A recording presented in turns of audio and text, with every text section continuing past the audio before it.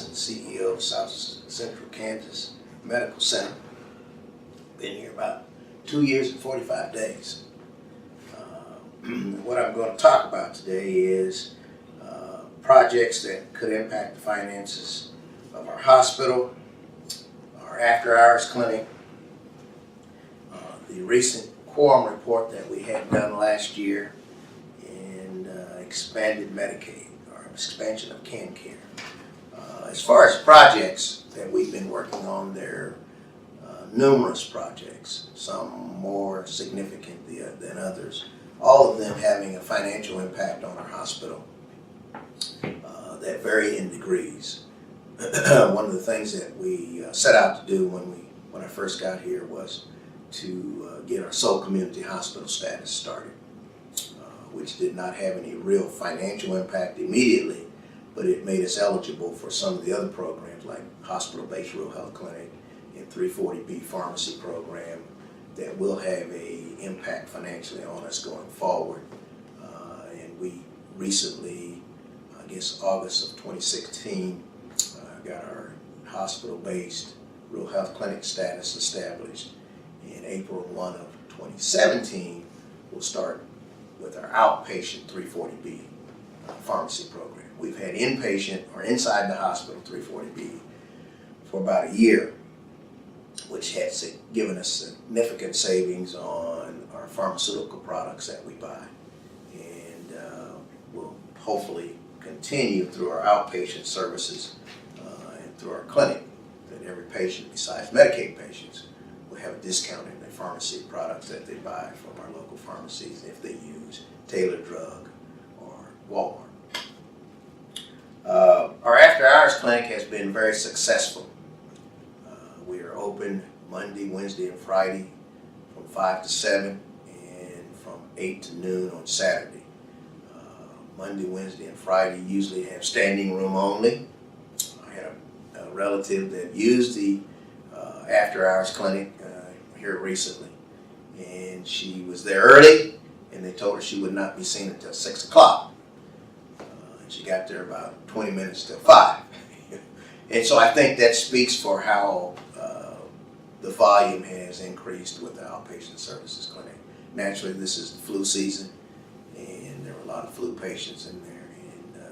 And I didn't realize we had such a efficient process. They didn't make her wait in the lobby. They told her she could go back home. They would call her when they got close to her time, and that she could come back, and then they'd be prepared for her when she arrived back at the clinic. I considered that to be excellent service, customer service, that we've been giving to our after-hours customers that come to our clinic. And they did one other thing that I thought was significant. They called her a couple of days later to see how she was feeling with her symptoms that she had was quite significant.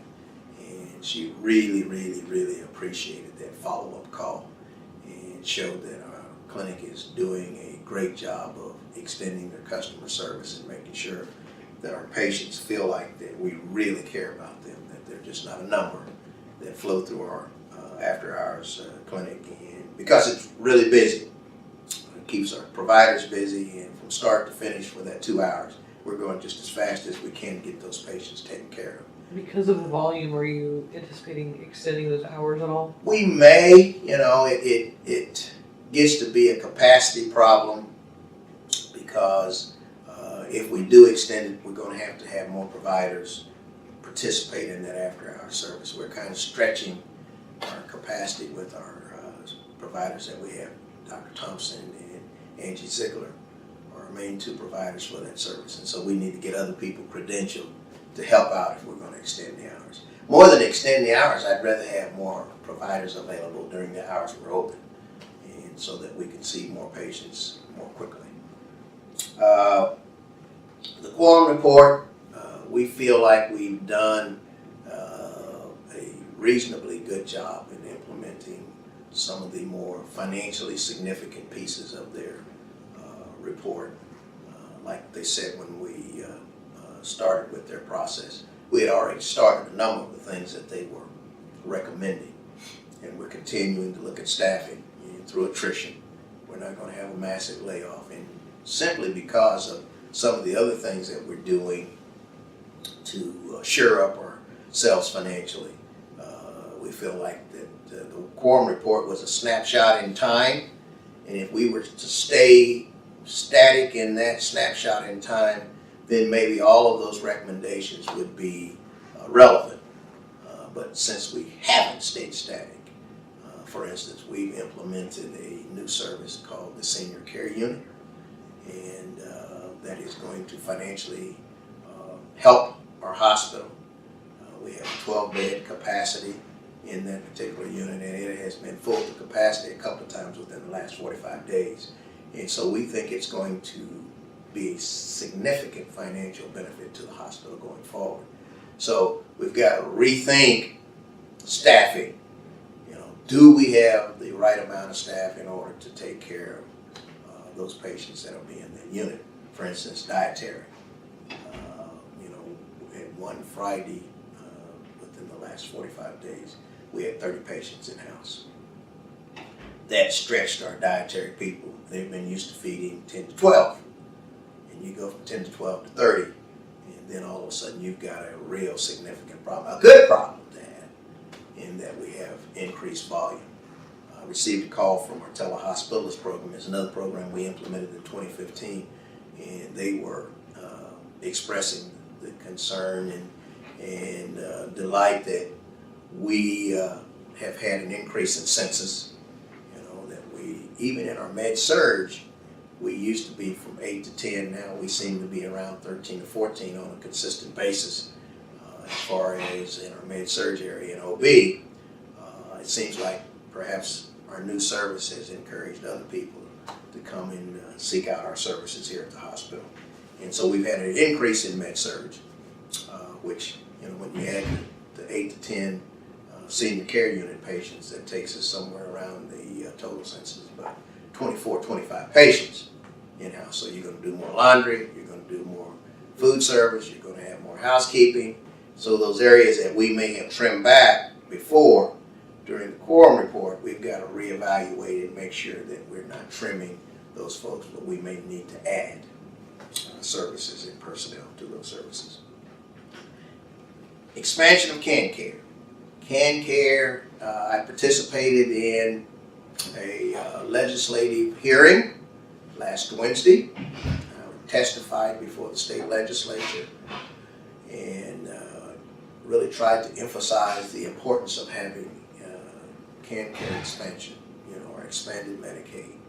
And it would mean about $1.7 million to our hospital and would significantly help us in becoming more financially sound going forward if that was implemented. I understand that there's 150,000 Kansans that are not covered by any insurance at this point in time that would be covered.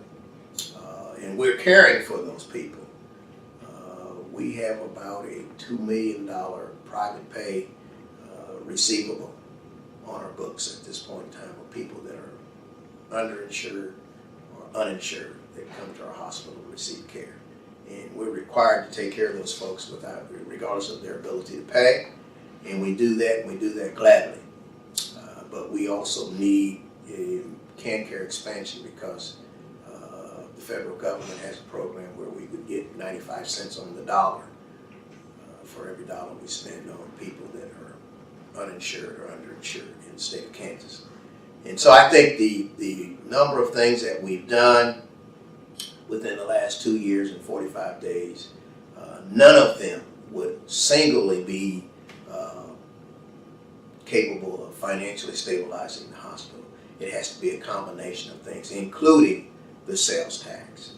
The sales tax all by itself would not solve all of our problems, but it does take care of our bonded indebtedness and our bond payments. And we had to do that simply because we were not getting paid in areas like expanding Medicare or Medicaid. And with that, if they did expand Medicaid, that would just give us more resources to provide more care and better services.